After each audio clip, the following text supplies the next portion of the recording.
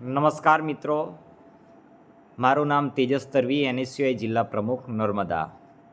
આજે નર્મદા જિલ્લાના સ્ટુડન્ટો જે ઘણા ટાઈમથી મને રજૂઆત કરી રહ્યા છે અને 1-2 વર્ષ પહેલાં પણ ઘણા બધા વિદ્યાર્થીઓ એવા હતા જ્યારે મને કહેતા હતા કે LLB લો કોલેજ જો આપણા નર્મદા જિલ્લાની અંદર શરૂ થતી હોય તો આપણા વિદ્યાર્થીઓને લાભ થઈ શકે એવું છે. કારણ કે આપણા જે નર્મદા જિલ્લાના સ્ટુડન્ટો છે એ LLB લો કોલેજ કરવા માટે ડભોઈ અથવા ભરૂચ જાય છે. ત્યારે આ મુદ્દાને લઈને હું 2024ની અંદર 19/6/2024ના રોજ અમે કલેક્ટર સાહેબને રાજપીપળા ખાતે આવેદનપત્ર આપ્યું હતું. ત્યારે આજ દિન સુધી આનો અમને કોઈ જવાબ મળ્યો નહીં અને 2 વર્ષ થઈ ગયા એમ છતાં પણ નર્મદા જિલ્લાની અંદર LLB લો કોલેજ શરૂ કરવામાં આવી નથી.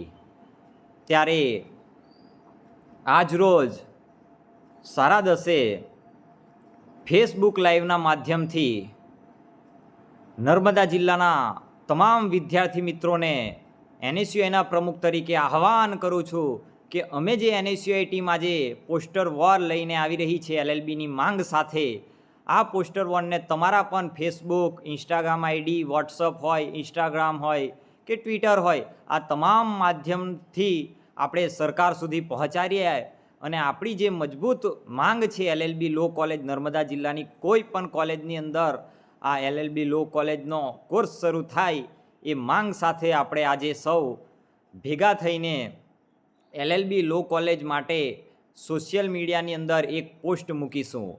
આ પોસ્ટથી આપણે સરકાર સુધી આપણી જે માંગ છે અને અવાજ છે એ પહોંચાડીશું. અને આ સોશિયલ મીડિયા વોર 2 દિવસ ચાલશે. NSUI અને સમગ્ર નર્મદા જિલ્લાના વિદ્યાર્થીઓ દ્વારા આ શરૂ કરવામાં આવે છે. ત્યારે તમારો સૌનો સહકાર મળે એવી જ અપેક્ષા હું NSUIના પ્રમુખ તરીકે આપ સૌ પાસે રાખું છું. આ લડાઈ મિત્રો મારી નથી, આ લડાઈ આપણા જિલ્લાના પ્રત્યેક વ્યક્તિની છે. જ્યારે નર્મદા જિલ્લાની અંદર